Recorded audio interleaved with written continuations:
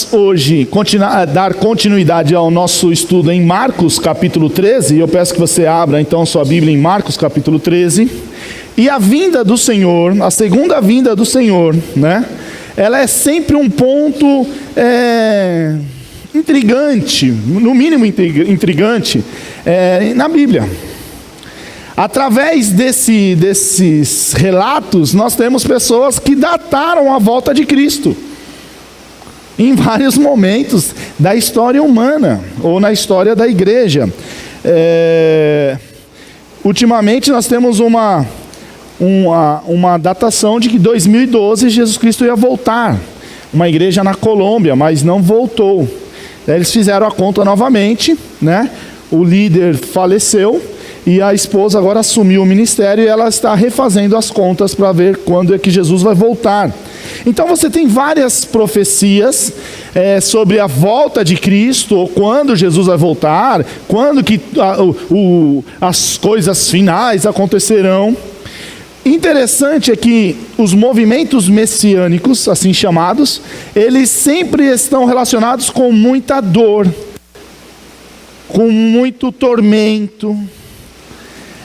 Se nós pegarmos alguns movimentos messiânicos que aconteceu no nosso país, você vai ver que eram quando o povo estava sofrendo muito, ou com a fome, ou com a injustiça, ou alguma mazela que estava acontecendo em vários lugares do país. Isso pode ser desde o Nordeste, com vários movimentos messiânicos que aconteceram ali, principalmente de 1800 a 1900, a primeira metade de 1900, como no Sul. Né? Quem lembra dos muques aí, com Jacobina, ou mesmo no Paraná. Então você tem vários movimentos messiânicos e eles estão sempre relacionados a muita dor, a muito sofrimento. Porque parece que quanto mais está sofrendo, mais você procura um salvador, alguém que resolva. Uma prática disso, basta lembrar quando as pessoas ficam internadas no hospital com alguma determinada doença, quem é a primeira pessoa que elas lembram? Do Senhor. E agora aquela pessoa que não ora, que não quer saber, ela se torna até uma pessoa de oração agora, né? Por quê? Porque está sofrendo muito. Pois bem, apareceu ali, acho que está tudo voltando ao normal. Então era para aparecer aí a segunda vinda do Senhor. Ela sempre traz muitas intrigas. Para aquele que está anotando, nós vamos ter como tema a grande tribulação. Eu vou explicar o que é a grande tribulação dentro da tribulação. E o nosso propósito, né, seria que o cristão ele deve estar ciente do juízo de Deus sobre os rebeldes liderados pelo anticristo. Vai haver o juízo. E ao mesmo tempo, ele deve perceber o cuidado de Deus, né, com os fiéis. Então, como a gente leu o texto aquela hora, estava um pouco sem microfone, eu vou ler novamente. Eu queria que você pegasse a sua Bíblia em Marcos capítulo 13, versículo 14. Acharam? Está escrito assim: quando vocês virem o sacrilégio terrível no lugar onde não deve estar, quem lê entenda, então os que estiverem na Judéia fujam para os montes. Quem estiver no telhado de sua casa, não desça, nem entre em casa para tirar dela coisa alguma. Quem estiver no campo, não volte para pegar seu manto. Como serão terríveis aqueles dias para as grávidas e para quem estiverem amamentando. Orem para que essas coisas não aconteçam no inverno. Porque aqueles serão dias de tribulação como nunca houve desde que Deus criou o mundo até agora, nem jamais haverá. Se o Senhor não tivesse abreviado tais dias, ninguém sobreviveria. Mas por causa dos eleitos, por causa dos eleitos por ele escolhidos, ele os abreviou. Se então alguém lhe disser: vejam, aqui está o Cristo, ou vejam, ali está ele, não acreditem, pois aparecerão falsos cristos e falsos profetas que realizarão sinais e maravilhas, para que, se possível, pudesse fazer o quê? Enganar os eleitos. Por isso, fiquem atentos, avisei-os de tudo antecipadamente, mas naqueles dias, após aquela tribulação, o sol, e aí já vai o versículo 24, e isso a gente vai começar a ver semana que vem, a volta de Cristo, bem interessante. Agora olha só, vale relembrar que nós estamos acompanhando o texto desde o capítulo 1, e agora nós estamos em qual semana? Eu sei que semana passada foi conferência, a gente vai perdendo um pouco, né? Mas nós estamos naquela semana, provavelmente agora, na semana que é a quarta-feira, Jesus está explicando para os 4 discípulos, que foi a pergunta lá no versículo 4, dize-nos quando acontecerão essas coisas, né? E qual será o sinal de tudo que está prestes a cumprir? Então ele começa a responder, quando que acontecerão essas coisas? Já explicamos a destruição do templo, já explicamos que vai haver terremotos, vai haver fome, e agora então, ele começa a mostrar sinais da sua volta, exatamente da volta de Cristo. Então a segunda volta para os crentes, a volta de Cristo, ela é a realização da promessa. É algo bom, é algo que nós esperamos. Ela nos traz esperança. Agora, para o incrédulo, ela é uma promessa também. Mas uma promessa de juízo, que é guardada. É algo que está guardado para aqueles que rejeitam o Senhor. Não precisa abrir, mas eu vou ler o texto em 2 Tessalonicenses, capítulo 1, versículos de 8 a 10, que diz assim, ó: e ele punirá os que não conhecem a Deus e os que não obedecem ao evangelho de nosso Senhor Jesus. Eles sofrerão a pena da destruição eterna, a separação da presença do Senhor e da majestade do seu poder. E isso acontecerá no dia em que ele vier, para ser glorificado em seus santos e admirados em todos os que creram, inclusive vocês que creram em nosso testemunho. Então, a vinda do Senhor, ela serve como promessa para os crentes, algo bom, e para os incrédulos, algo não tão bom. Marcos 13, Jesus ele continua descrevendo como vai ser, quais os sinais que tem disso. Agora, Jesus ele ensinou, só para ficar bem registrado e a gente entender o texto, como já falei, na quarta-feira à noite, na semana da paixão, e no dia seguinte ele vai ter a Páscoa ali com os seus discípulos, na sexta ele vai morrer na cruz, e no domingo, o que vai acontecer? Vai ressuscitar. Nos versículos 5 a 13, ele já mostrou que seria algo bem difícil. Na realidade, ele está relatando Daniel 9, ou Apocalipse capítulo 6, até o 16. Mas olha só o que diz Daniel 9, versículo 27.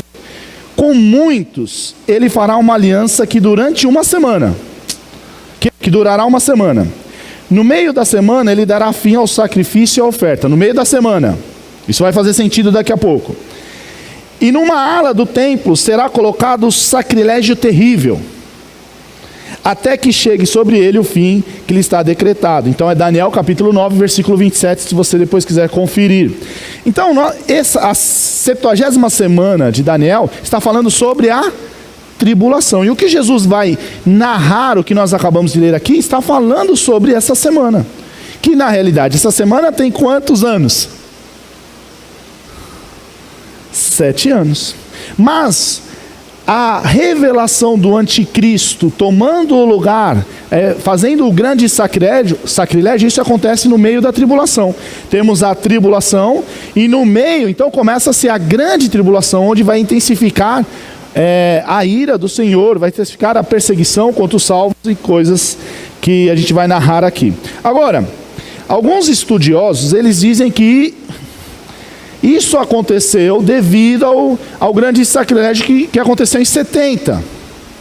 Ou um pouquinho antes, eles põem em 70, que foi a destruição, a rendição de Jerusalém.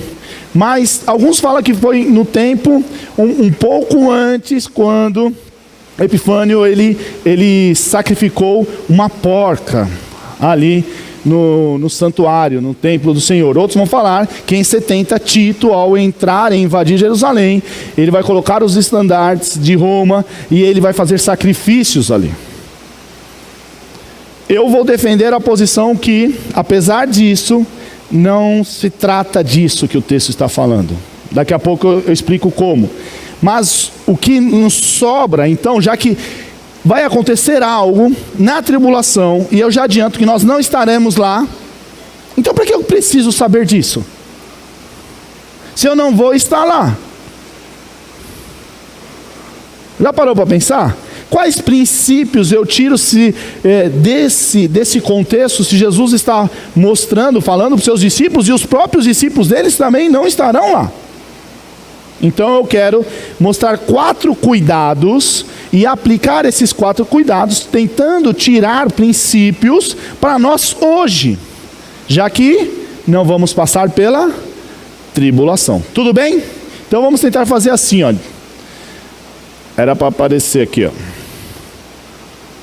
Então, primeiro, o cuidado que nós devemos ter sobre o anticristo. Quando vocês virem um sacrilégio terrível no lugar de onde não se deve estar, quem lhe entenda. Então, ó, depois ele descrever as dores de parto que nós falamos há 2, 3 domingos atrás, Jesus agora ele muda o foco um pouco e ele começa a falar aquilo que vai acontecer no momento final da tribulação. O Evangelho de Mateus 24, ele diz: o que foi dito por intermédio de Daniel, o profeta, estar no lugar santo. Então, é a ideia da profecia de Daniel que está acontecendo, marcando então o ponto central aqui da tribulação e um julgamento intenso. Sacrilégio terrível ou abominação em algumas versões é algo que é repugnante ao Senhor, mas a origem desse termo, quando nós estudamos um pouco esse termo, ele apresenta uma proposta aqui de ser um termo pagão, de um estilo de vida pagão, contrário àqueles que têm fé no Senhor ou que vivem para o Senhor. Então, como eu disse, os judeus, eles já pensaram em 2 grandes momentos que foram horríveis para eles, com Epifânio e depois com Tito. Agora, esse grande sacrilégio, ele é pior, acontecendo na metade da 70ª semana, onde o anticristo, ele vai sentar, ele vai entrar no templo, e ele vai se revelar contra o povo de Deus, tanto os judeus, quanto os fiéis, aquelas pessoas que vão se converter durante a tribulação. Já se converteram, passou 3 anos e meio, elas vão se converter, e agora elas confiam em Cristo, então o anticristo será contra esses. Ele vai passar um período fingindo ser um pacificador, os 3 primeiros anos e meio. E aí, inclusive, ele vai fazer uma aliança com Israel. Mas quando chegar no meio, vai haver esse sacrilégio. Ele vai ocupar o espaço onde ele não deveria estar. Ele vai profanar, então, o templo. E ele também vai declarar guerra contra Israel e todo o povo judeu. Essas palavras que estão registradas, você viu assim, quem ler entenda, né? Por que será que Marcos escreve isso? Provavelmente aqueles que estão passando nesse período, ao ler, vão perceber o que está acontecendo. E então eles terão condições de estar preparados para enfrentar. A ideia aqui é da racionalidade, ver o que está acontecendo e conseguir interpretar o que está acontecendo. Mas não nós hoje, quem? O pessoal que estiver passando naqueles momentos. Agora, uma aplicação bem simples. Chegará o tempo em que o anticristo, ele vai revelar-se, na realidade ele vai revelar a sua intenção, que é destruir o povo de Deus.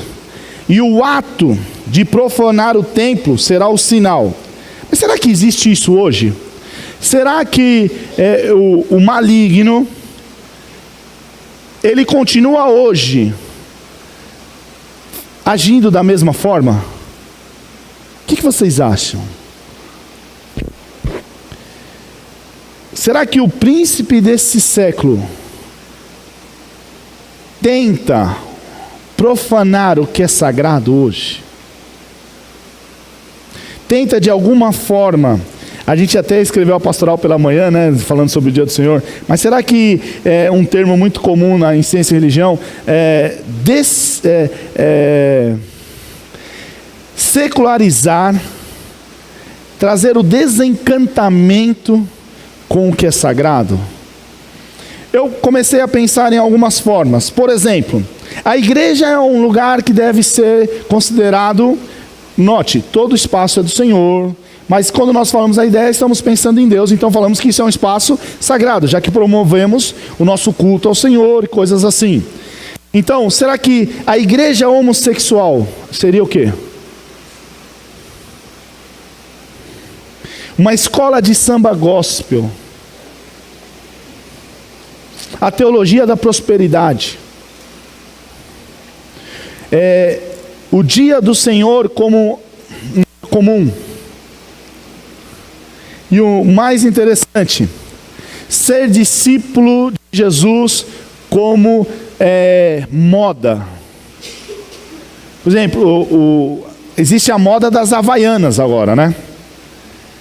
Você quer ser uma pessoa descolada, você tem que ser aquela pessoa simples. Hoje é a moda. Antigamente a havaiana era coisa de pobre, né? Vai comprar uma havaiana agora, né? Já não dá mais. Então hoje é moda. Então ser discípulo de Jesus como um acessório, uma moda. Isso é uma forma de transformar aquilo que deveria ser separado, consagrado, sacralizado, transformar isso em uma coisa corriqueira, mundana. Ou a ideia aí de um caos, de um profano. Agora o interessante de todos esses exemplos que eu dei, teriam vários, mas o interessante é que todos esses exemplos, você não precisa ter um compromisso com santidade, você não precisa ter um compromisso com a palavra, você não precisa ter um compromisso de se entregar, de se doar. A base dessas coisas que nós citamos é o costume, é a cultura, são os desejos individuais.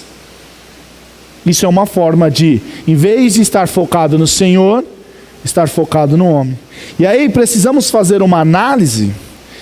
Estamos contribuindo, consciente ou inconscientemente, para um pensamento profano nos lares, nos nossos lares, no trabalho, nos nossos relacionamentos?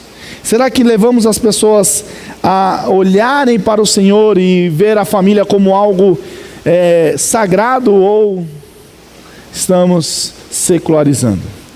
Pois bem, esse seria um primeiro cuidado. Cuidado com aquilo que é do anticristo. O segundo é cuidado de fugirem com urgência. O texto que já foi lido, vão aparecer ali, apareceu. Então os que estiverem na Judéia fujam para os montes. Quem estiver no telhado de sua casa, não desça nem entre em casa para tirar dela coisa alguma. Quem estiver no campo, não volte para pegar seu manto. Como serão terríveis aqueles dias para as grávidas, para as que estiverem amamentando. Orem para que essas coisas não aconteçam no inverno. Então, a tribulação, durante a tribulação, o povo judeu, particularmente, ele será perseguido. Ele é o alvo da perseguição do anticristo.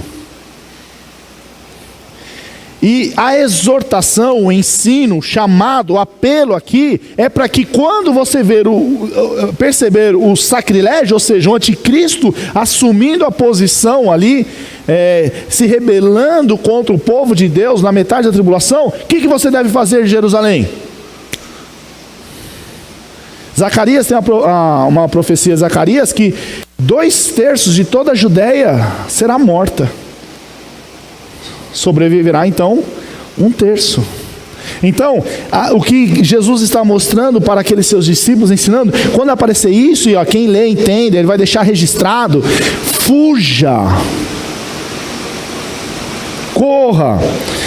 O domínio mortal do anticristo será sobre todo mundo, mas a sua ira ela está focada no povo de Deus ali, no judeu e naqueles que assumirem como discípulos de Jesus. Como eu já disse, Zacarias deixou bem claro que 2/3 morrerão. É muita gente. 2/3. Aqueles que escaparem, segundo a profecia de Zacarias, esses é aqueles que entrarão, para vocês terem uma ideia, no milênio. Sobreviverão. Como o próprio Deus prometeu, e aí eu vou citar Zacarias 9, eles vão chamar no meu nome e eu vou respondê-los. Eu vou dizer, eles são o meu povo, e eles vão dizer, o Senhor é o meu Deus. São esses que vão entrar na tribulação. Agora vale uma nota aqui. Quando acontecer isso, será que em 70 aconteceu? Por que eu acho que não? Primeiro, a destruição das nações que atacam Jerusalém. Elas não serão destruídas, não foram destruídas em 70. Continuou, o Império Romano continuou. O retorno visível de Cristo, que é inclusive a nossa próxima mensagem, em Marcos 13, 24 a 27. Não aconteceu. O julgamento das nações pelo Senhor Jesus, também ainda não aconteceu. E como o estabelecimento do reino terrestre do Senhor, também não aconteceu. Por isso que eu estou dizendo que esse texto, ele está falando exatamente da tribulação, e não de 70 antes de Cristo, ou 70 depois de Cristo, quando Jerusalém foi destruída. Agora, voltando para o texto. A exortação da urgência para fugirem de Jerusalém e se esconderem nos montes era comum. Os judeus já tinham se escondido nos montes, em cavernas, quando eram perseguidos, então eles já sabiam o que estavam dizendo. Mas olha só o que o versículo 15 diz: não desça nem entre na casa. Por quê? A ideia é que você tem a casa, uma escada lateral externa, onde eles passavam parte do fim do dia. Para a gente é uma varanda, ou para nós uma laje. Então, na parte de cima, eles estão dizendo: quando vocês virem isso, desçam, corram, não entrem em casa, não peguem nada. Ele está mostrando o quê? A urgência. Por quê? Porque realmente morrerão. Quem ficar para trás vai morrer. Quando ele diz assim, não volte para pegar o seu manto, era comum nessa região, o dia ele começa muito frio. Às vezes com temperaturas abaixo de 0.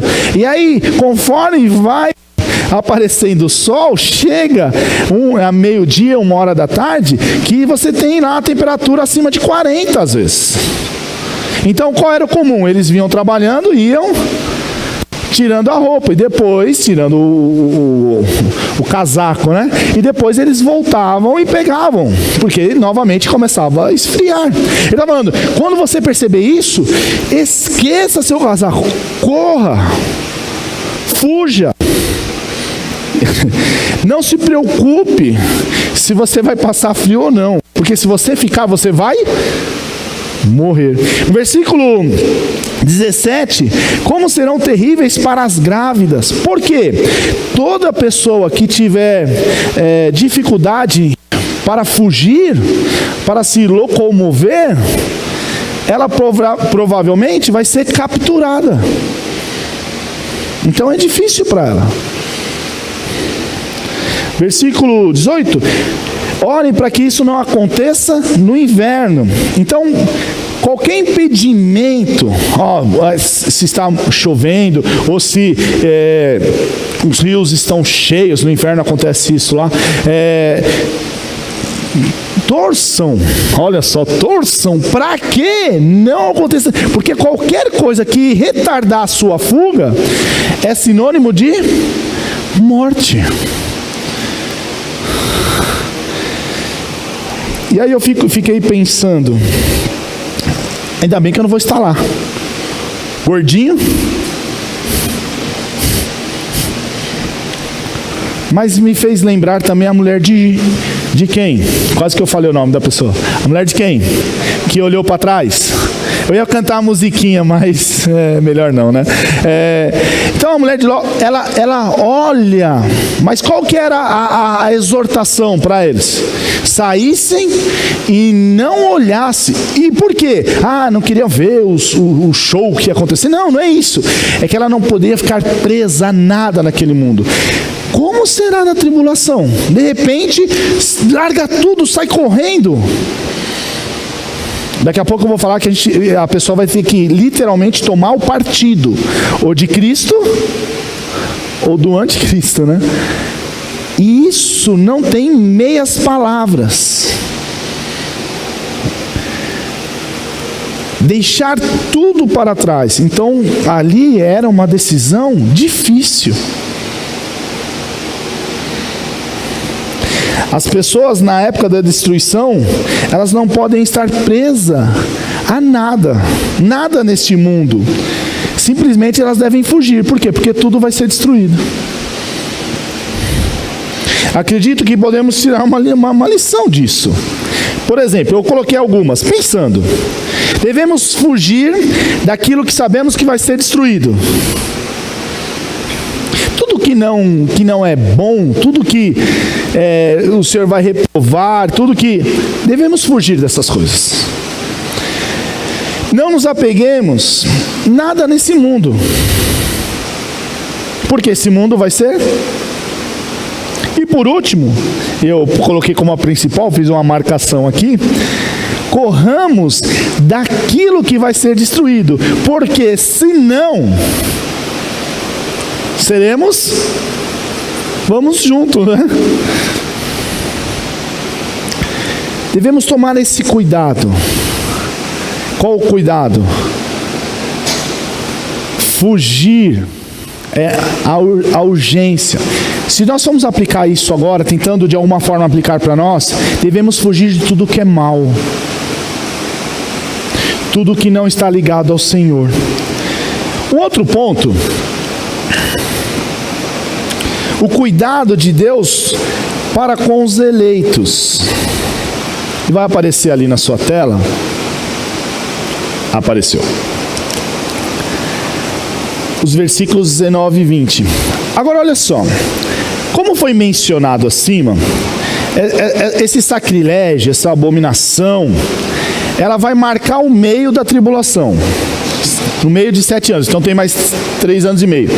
Essa segunda metade, ela vai ser intensa. Ela vai ser horrível. Algo que até hoje não foi visto. Em nenhum momento da história dessa terra teve algo assim. Mas quer ver algo interessante? Vocês já ouviram falar no dilúvio? O dilúvio foi o quê? Morreu todas as pessoas, com exceção de 8. Esse tempo, como diz os jovens, vai colocar o dilúvio no bolso. Usando outro texto, esse tempo alguns vão desejar inclusive morrer, mas a morte vai se esconder desses. Então é um tempo terrível, horrível, de dor.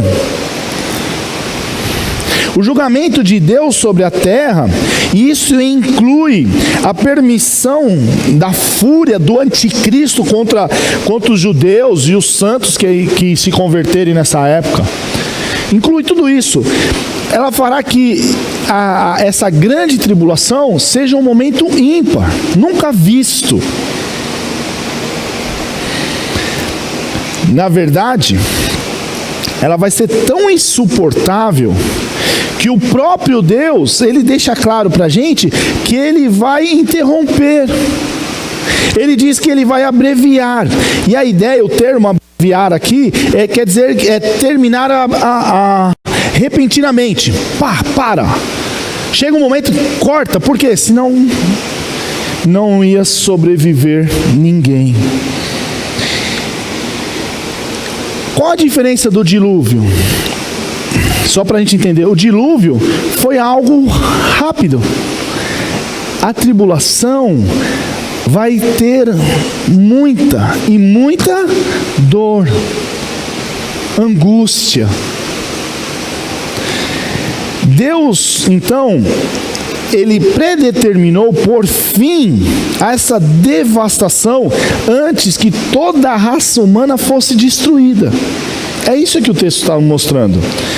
E ele diz que isso por causa dos eleitos. Os eleitos aqui, a gente deve entender como aqueles crentes em geral. E aí pode ser tanto a nação de Israel, pode olhar lá Isaías 45, ou aquelas pessoas que vão serem salvas no período da tribulação. Agora, o que eu quero mostrar para vocês, embora alguns sejam martirizados, muitos serão preservados. Quando Cristo voltar, esses vão reinar com o Senhor 1000 anos. Esses que eu estou falando que sobreviverem a essa grande tribulação.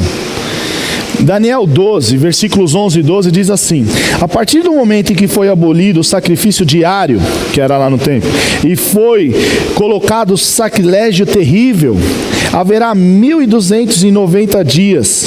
Feliz aquele que esperar e alcançar o fim dos 1335 dias. Então, haverá destruição, sim. Mas note como Deus cuida dos seus. Em meio a todo esse cenário, Deus cuida dos seus. Cristo vai voltar, e aqueles que se mantiverem fiéis, perseverarem em meio a toda essa dor, eles continuarão com o Senhor, eles reinarão com o Senhor. Esse mundo, ele pertence ao maligno, esse mundo jaz no maligno. Devemos ter sempre isso em mente, mas também devemos saber que Deus está no controle, inclusive do quê? Do quanto o maligno, ele pode ou não me atingir. A aplicação que nós temos aqui, que por pior que esteja a situação para cada um de nós, e aplicando para nós hoje, você sabe que Deus está no controle, e que se for preciso, Ele faz o quê? Ele interrompe, sim. O plano dele não é furado. Ele sabe até onde você aguenta, Ele sabe o que você precisa. Entende? E para a gente terminar, devido a gente ter ceia, ainda não é para chamar as crianças não, tem o quarto ponto. O João já queria, calma. O cuidado de manter a fé no verdadeiro Messias. Versículo 21 diz: se então alguém lhe disser, vejam, aqui está o Cristo, ou vejam, ali está Ele, o que a gente deve fazer? Não acreditem. Por quê? Porque vai passar esse momento de 3 anos e meio. Pois aparecerão falsos cristos e falsos profetas que realizarão sinais e maravilhas, e para, se possível, enganar os eleitos. Por isso, fiquem atentos. Avisei-os de tudo. Vocês já estão avisados de tudo antecipadamente. Está ficando esse registro para que as pessoas tenham a noção do que vai acontecer. Os crentes são ordenados, então, desde o capítulo 2 já tem, de não sermos enganados. Não deixarmos ser enganados pelos falsos profetas, por aqueles que não ensinam a verdade. E que devemos perseverar. O versículo 13, semana retrasada, disse isso. Agora, se tudo está escrito, também está certo de que os eleitos vão acontecer o que com eles? Vão sobreviver. E isso traz paz. Talvez, como eu disse, nós não passaremos por esse momento, mas aquele que estiver na tribulação, ele saber que ele, como eleito do Senhor, ele vai sobreviver, ele passará por isso, se ele conseguir fugir de Jerusalém, senão ele vai se tornar mártir, muitos morrerão, é óbvio, mas ele vai, se ele consegue fazer isso, ele vai sobreviver. Isso traz paz. Quando o anticristo for revelado, cada pessoa, ela vai ter que tomar partido. Não dá mais para ele ficar assim, eu sou de Cristo, um pé aqui com Cristo e outro pé com o líder mundial, o anticristo. Não, não vai poder. Ele vai ter que se posicionar. Hoje existe aqueles, pensando, né? Hoje existe aqueles que transitam, como se fosse possível também, né? De um lado do Senhor no momento, mas no outro momento ele não é do Senhor, ele em outro lado. Então no domingo ele é crente, na segunda, na terça, depende, vem para o culto de oração, na quarta, e aí vai, fica para lá e para cá. Então, como que nós podemos aplicar isso? Que apesar de Jesus estar avisando que o que vai acontecer na tribulação, essas palavras também devem servir para nós hoje. Quais palavras? Que devemos seguir o Senhor e não nos deixar ser enganados por falsos profetas que em meio à dor querem nos trazer alívio, ou que a gente esqueça Cristo. Então, devemos assumir o ônus de se posicionar ao lado do Senhor. Devemos aceitar a perseguição por isso. Porque o próprio Senhor Jesus disse: feliz se você for perseguido por minha causa. E quando vivemos para o Senhor, com certeza, esse mundo que jaz no maligno não vai gostar disso.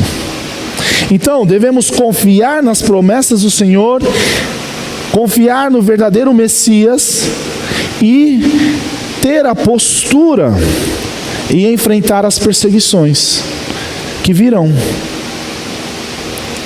E aí eu vou concluir, e agora sim, João, você pode chamar. Eu vou concluir da seguinte forma: Cristo vai voltar. Todo mundo confia nisso, não confia? E esse mundo vai ser destruído. Esse mundo vai ser totalmente transformado. No final, haverá uma grande apostasia. Depois você pode ler 2 Tessalonicenses, capítulo 2.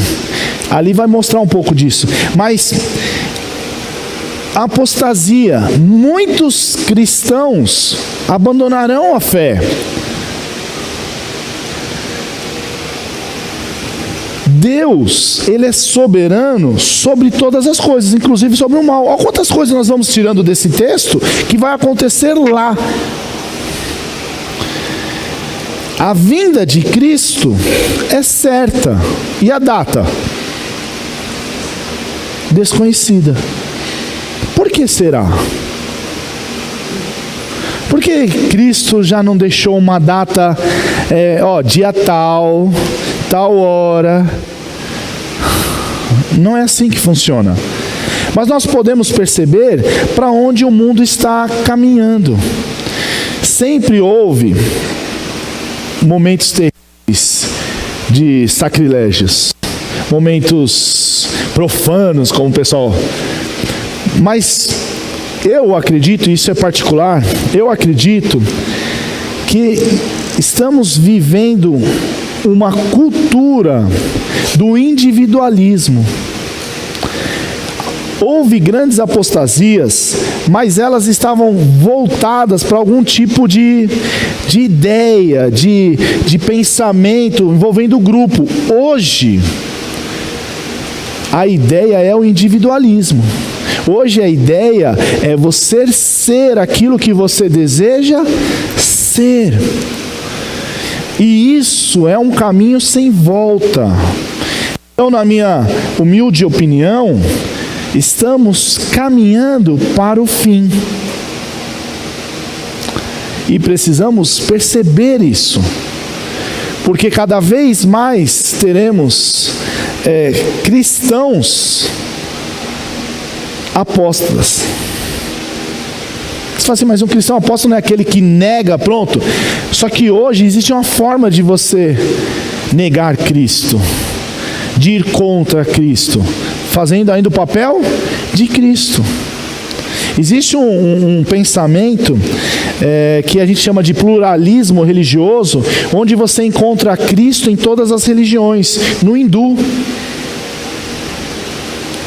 Ou seja, é uma forma de você apagar Cristo verdadeiro e colocar Ele disponível a todos. E isso, na minha opinião, é uma forma de caminhar, de levar, de direcionar, de chegar no ponto onde nós teremos o próprio anticristo. Sendo assim, eu quero dizer o seguinte para os irmãos: mantenham-se firmes, fujam do mal, corram de tudo aquilo que vai ser daqui a pouco destruído, para que você não corra o risco, como a gente disse, de ser destruído junto, certo?